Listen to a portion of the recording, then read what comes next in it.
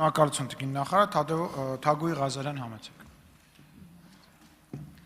Շնորհակալություն, հարցս ուղղում եմ կրթության, գիտության, մշակույթի եւ սպորտի նախարար Տիկին Ժաննա Անդրեասյանին։ Տիկին Անդրեասյան, նախորդ տարի մենք ներդրեցինք մի համակարգ, որով հնարավորություն էր տրվում քաղաքացիներին իրենց եկամտահարկից մի որոշ բաժին, կոնկրետ 100,000 դրամ, ծախսել կրթության ուղղությամբ, եւ մեր նպատակը այդ ծրագրի ներդրմամբ ոչ միայն այն էր, որ խթանենք կրթական քաղաքականությունը, կրթվելու քաղաքականությունը, այլ նաեւ բերենք արտադպրոցական հաստատությունները լիցենզավորման դաշտ։ Ես կարծում եմ այս մի տարին երևի բավականաչափ ժամանակ է կանգ առնելու եւ տեսնելու թե ինչպիսի արդյունավետությամբ է համակարգը գործել եւ եթե դուք կարող եք տվյալներ ասել մոտավորապես ինչքան կազմակերպություն կամ անհատ է լիցենզավորել իր գործունեությունը վերջին տարվա ընթացքում եւ որպիսի հասկանանք արդյոք դա կապ ունի մեր քաղաքականության հետ թե չէ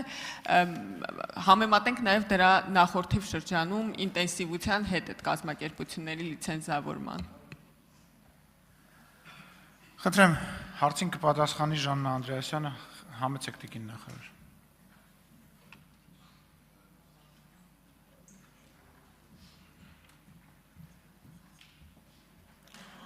Շնորհակալություն Տիկին Ղազարյան, հարցի համար իսկապես շատ կարևոր թեմա է եւ այստեղ մի ճշտում ուղղակի անեմ, խոսքը ոչ թե լիցենզավորման մասին է, այլ երաշխավորման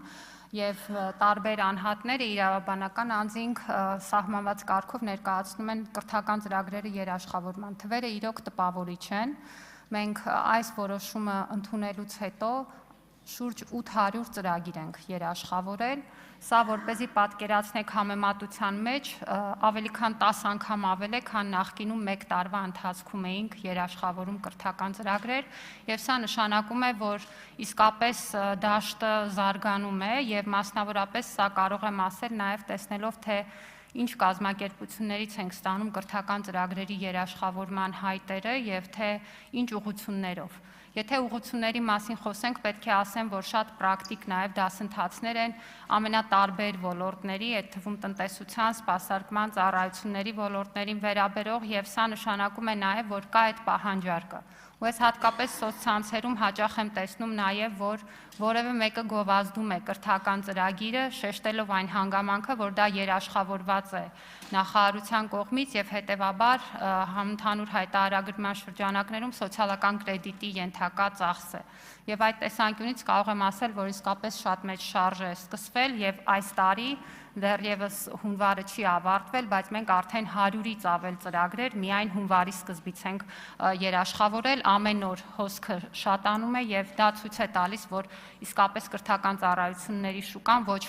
ֆորմալ կրթական ծառայությունների շուկան ակտիվ զարգանում է։ Բայց քանի որ այս թեմայով խոսեցինք, կուզեի ձեր ուշադրությունը հրավիրել եւս մեկ հանգամանքի, իրականում եկամուտների համընդհանուր հայտարարագրման համակարգը նաեւ դասագրքերի դիմաց վարձավճարներն է սոցիալական կրեդիտի հնարավորության ներքո դիտարկում եւ սա նշանակում է, որ 5-ից 12-րդ դասարանների սովորող ունեցող յուրաքանչյուր աշխատող ծնող համապատասխան ընթացակարգով 3000 դրամ միանվագ հետ է ստանում դասագրքերի վարձավճարի որպես փոխհատուցում։ Եվ կարող եմ ասել, որ այս ծրագրի շահառու են ավելի քան 300,000 երեխաների ծնողներ եւ ինչը շատ կարեւոր է հետևանքի տեսանկյունից, սա օրինակ բերում է նրան, որ 5-րդ ու 6-րդ դասարաններում դասագրքերը ըստ էության ամբողջությամբ անվճար են դառնում, որովհետեւ այս 3000 դրամը, որը որպես սոցիալական կրեդիտ դարձում է ամբողջությամբ փակում է այն վարձավճարի չափը, որը ծնողները պիտի վճարեն, բայց մյուս դասարանների պարագայում էլ միջինում 66%-ով վարձավճարը նվազում է, ինչը թույլ է տալիս ասել, որ էական ազդեցություն է նաև սոցիալական իմաստով ավելի համատարած ու մասսայական բնույթ կրող գործընթացի համար։ Շնորհակալություն։ Արձագանք Շնորհակալություն Տիկին Անդրեասյան եւ քանի որ եկանք սահուն հասանք հանրակրթության ոլորտ, ես հիշեցի, որ նախորդ տարի տարեվերջի հարց ու պատասխան ժամանակ, երբ որ մենք խոսում էինք ատեստավորման արդյունքներից, դուք ասացիք, որ դեռ բողոքարկման ընթացքի մեջ ենք եւ որոշ տվյալներ ամբողջական չեն։ Ես կուզենայի, եթե այս պահին ամբողջական են տվյալները այսինքն ակնհայտ է, որ այս բանը արդեն ամբողջական են, ասեք ինչ արդյունքներ ունենք, լավ կլինի որ համեմատեք նաև նախորդ տարիների հետ, որպեսզի այդ դինամիկան երևա, եւ երկու տվյալ, որ ինձ շատ է հետաքրքրում եւ վստահ եմ քաղաքացիներից շատերին էլ, մենք նախորդ տարի հնարավորություն տվեցինք այն ուսուցիչներն, ովքեր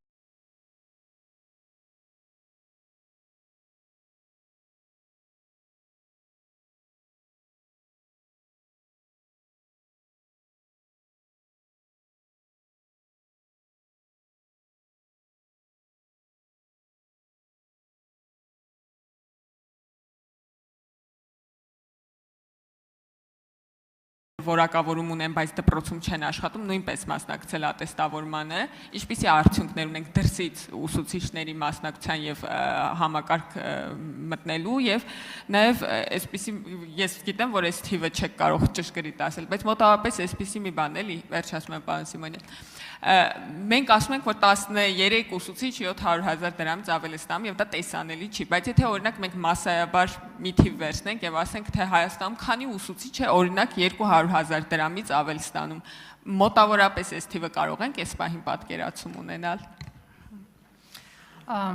Շնորհակալություն Տիկին Ղազարյան, կամավոր ատեստավորման արդյունքները ամբողջությամբ ամփոփված են 9602 ուսուցիչ, որը մեր ուսուցչական կազմի շուրջ 31%-ն է, մեր ամեն երրորդ ուսուցիչ հաջողությամբ հաղթահարել է ատեստավորումը եւ ստանում է բարձրացված վարձատրություն եւ սա իսկապես բավականին լավ դինամիկա ու առաջընթաց է։ Ընդհանուր առմամբ մենք ոչ միայն կամավոր ատեստավորման ուղղությամբ ենք այս տեմպը տեսնում, օրինակ տարակարգին դիմելու եւ տարակարգ ստանալու տեմպը ավելի քան 3 անգամ աճել է եւ այս քաղաքականությունները ունեն կոնկրետ արդյունք ու կոնկրետ հետևանք, որովհետեւ նախորդ տարի մեր դպրոցներ մտել են շուրջ 4000 նոր ուսուցիչներ։ Նրանց 80%-ը միջև 45 տարեկան մարդիկ են, ովքեր ընտրել են մանկավարժությունը, ուսուցչի մասնագիտությունը, որովհետև տեսնում են կառավարության քաղաքականությունը եւ տեսնում են, որ կառավարության քաղաքականության շնորհիվ ուսուցիչը մասնագիտական զարգացման համապատասխան խողովակներով արժանապատիվ վարձատրության հնարավորություն ունի։ Ինչ վերաբերում է 200,000 եւ ավել ստացող ուսուցիչներին, կարծում եմ շուտով առողջապահության ապահովագրության համակարգն կտա դրա պատասխանը, մենք լրացուցիչ այս թիվը նույնպես կներկայացնենք։ Շնորհակալություն։ Շնորհակալություն Զարուհի Բաթոյան։